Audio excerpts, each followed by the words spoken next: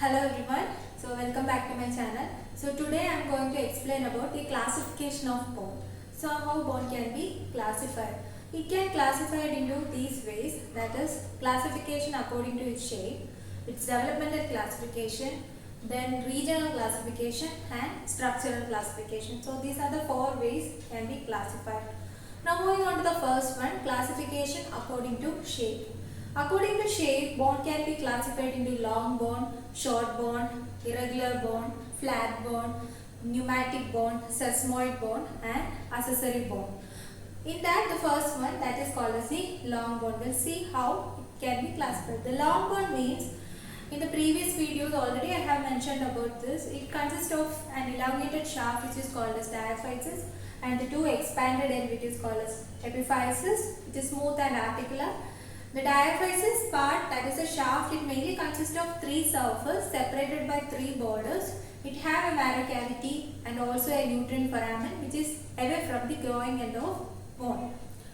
So that is about the long bone. This long bone in turn can be divided into three types, that is a typical long bone, miniature long bone and modified long bone.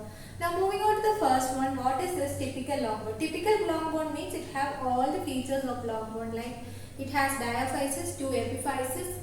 Diaphysis, that is the shaft mainly consists of three surfaces separated by three borders. It is having a marrow cavity and nutrient foramen, everything. Okay, so that type of bone, that is called as typical long bone. Example for that is humerus, radius, ulna, femur, tibia, fibula, etc. like that. Now moving on to the next one, that is called as the miniature long bone.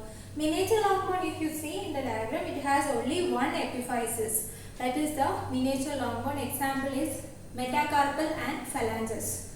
The third one, that is called as the modified long bone. Modified long bone means it does not have a marrow cavity.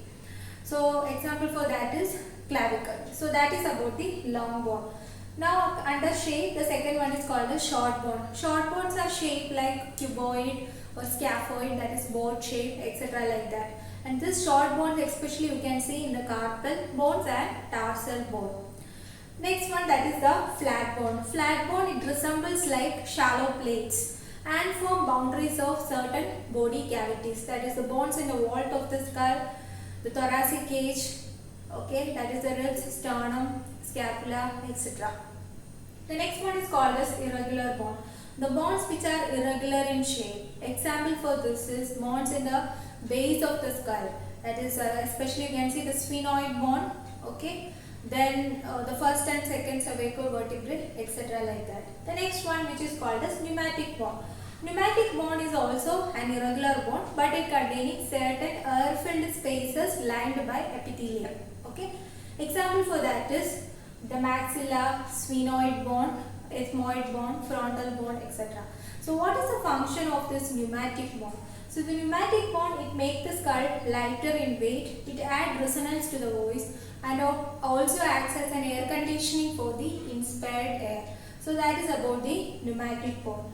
Now moving on to the next one, that is called as the sesamoid bone. So what is sesamoid bone? In the diagram you can see these are bony nodules which are found along with the tendons or joint capsule.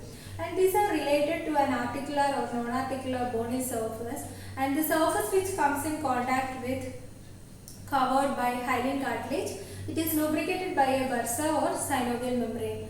It does not have periosteum and this ossifies usually after birth. So that is called as sesamoid bone. Especially you can see patella in the tendon of quadriceps femoris muscle and pisiform in the tendon of flexor carpi ulnaris. So what is the function of this sesamoid bone? So especially to resist pressure, minimize friction, to alter the direction of the pull of muscle. So that is about the sesamoid bone. Now moving on to the last one, that is called as the accessory bone. Accessory bone usually not always present, and these are mainly occurred as ununited epiphyses developed from extra centers of ossification. Okay, and in medical legal practice sometimes it is mistaken as fracture of the skull. So example for this you can see in the diagram, that is called as the Wormian bone. Okay, so that's all about the classification according to shape. Now next one, classification according to the development. In two ways we can classify. That is, first one is membranous bone, cartilaginous bone or membrano-cartilaginous bone. The second one, that is called as the somatic and visceral bone. Now moving on to the first one, that is the membranous bone. Membranous bones means they ossify in membrane. That means they are derived from mesenchymal condensation. Example is frontal bone, parietal bone, etc. like that. The second one is called as cartilaginous bone. Cartilaginous bone, it ossify in cartilage. That means they are derived from a preformed cartilaginous models. Example for that is bones in the limbs. Next one is called as membrano-cartilaginous models, like membrano-cartilaginous bones. Membrano-cartilaginous bones means they ossify partly in membrane and partly in cartilage. Partly in membrane means, example is clavicle. That means the sternal head of the clavicle, it mainly ossify from endochondral ossification. That means ossification from the cartilage. And the remaining part of the clavicle is from the membranous ossification. Now moving on to the next one, that is the somatic and visceral bone. The somatic bone means most of the bones are somatic in nature. Where visceral bones means these are derived from the pharyngeal arches. Example, you can see the ear ossicles and then hyoid bone, mandible, etc. Okay, so that is about the developmental classification.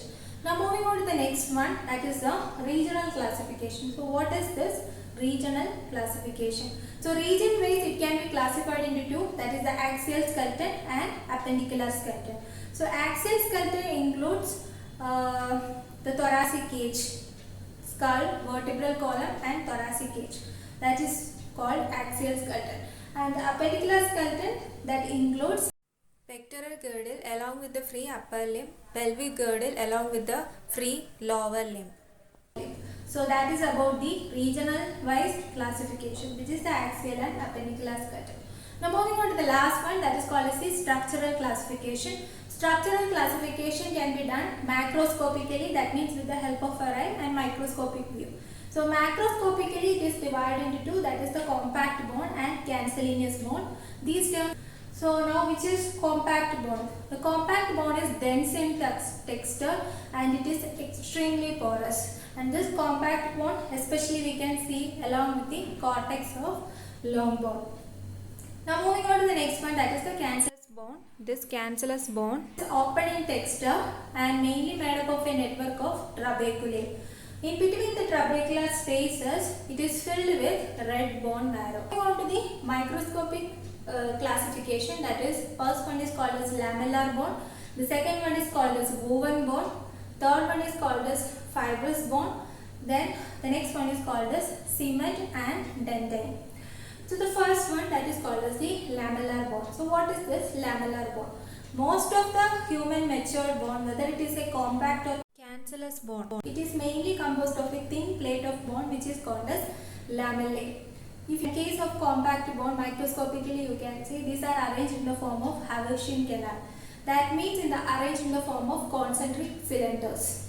Compact bone. This is especially the compact bone. Now moving on to the next one, that is called as the woven bone. Woven bone especially you can see in the early fetal bone. And also a repaired bone and also a cancerous bone. You can see this woven bone. So that means it consists of collagen fibers along with the bone crystals. Okay, now moving on to the next one, that is called as the fibrous bone. Fibrous bone also in the early fetal stage you can see, also in the reptiles and amphibians. Okay, the last one, that is the dentine and cement, both you can see in the teeth. Okay, so that's all about the classification. It usually asks for 10 marks. So that's all about today's video. So the next video I'll be talking about joints, and thank you so much.